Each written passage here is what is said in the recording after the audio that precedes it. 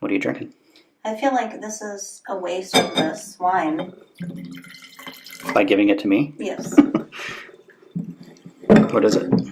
This is a chardonnay from California, which is a rarity in the house, and for me, it's not something I drink often. It's the right temperature. It's very cold.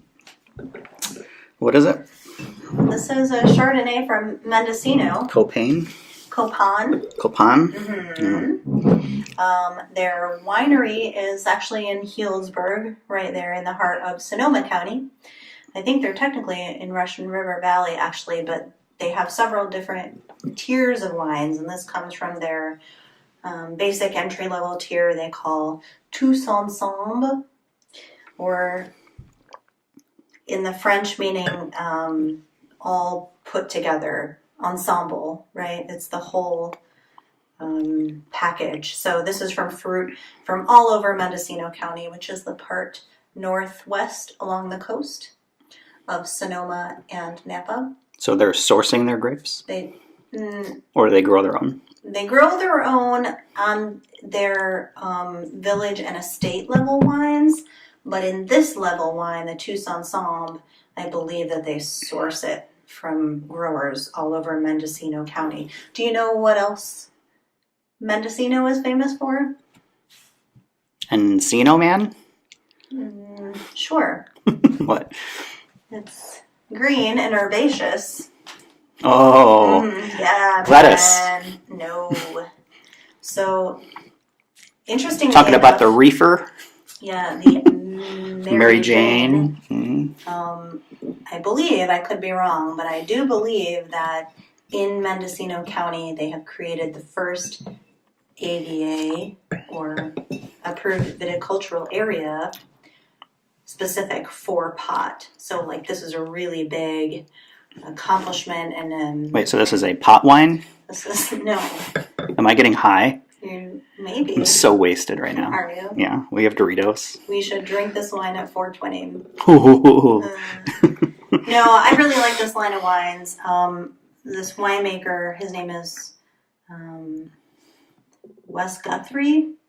He studied with Michel Chapoutier in France, in the Rhone Valley specifically, but he also has an affinity for wines from Burgundy in northern France. So he makes Pinot Noir, Chardonnay, and Great Rosé, and Syrah, which is this one, up in Mendocino and Sonoma counties. And he makes them really more in the style of French wines, which means less intervention, less oak. The Chardonnay, do you find it, more light-bodied and fresh than you would expect? I do like it, and I think it's because I don't like oak.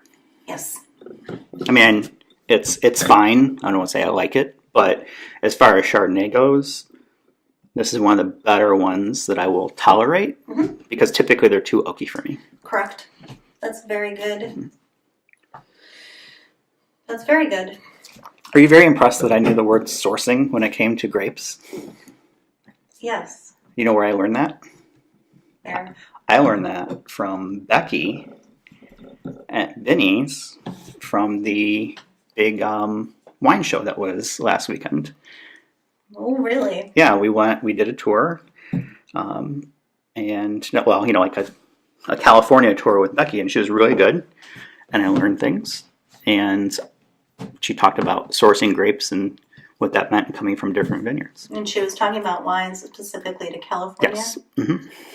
It was good. It was fun. Good. Sourcing of grapes is something that's more common than people would expect, because you'd think of wineries as places that grow their grapes, pick their grapes, make the wines on site, but really it's far more common to buy grapes or buy the juice from farmers and then make your wine on site. And that's very traditional in Burgundy in France and in Champagne especially, where they're called négociants.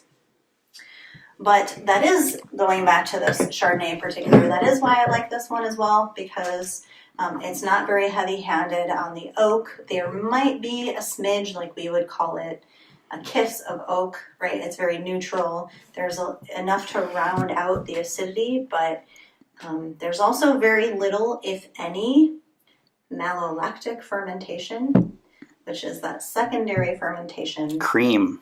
that makes I learned wine. that from Becky too. Becky is a Becky star, did a good job. She was actually. awesome. She was really good.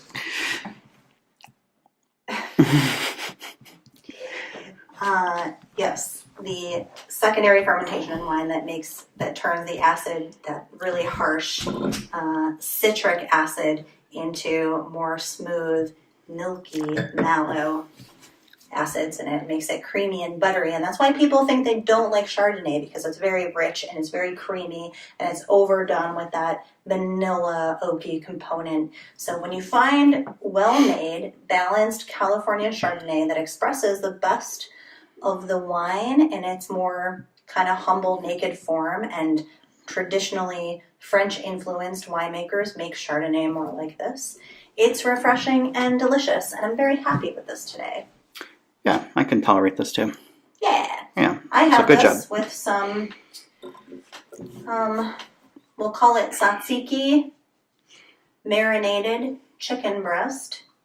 So it was super simple: sour cream, Greek yogurt, dill, garlic, with some cucumber chunks, marinated a garlic breast, pan sauteed it, deglaze the pan with this Chardonnay, cooked it down for another 5-6 minutes, and put it in a toasted pita with the tzatziki sauce. And it was like, I wish that I could share it with you and with all of our reviewers right now. Our millions of viewers. Our literally teens of viewers. Yes. I'm having this as a chaser for what I can only describe as the most delicious cookie sundae that I've ever had, courtesy of my darling wife. A homegrown, homemade, straight off the vine cookie in a skillet. I didn't grow the cookie. Chocolate ice cream, a few pecans, chocolate ice and cream, a drizzle of Hershey syrup. Because we didn't have any vanilla. It was a 2018. Yeah. It was so good. It had and the cookie was amazing. The cookie was good. But I had... Thanks, Martha Stewart. Yeah, thanks, Martha Stewart. I wonder where you get those recipes from, making cookies and stuff.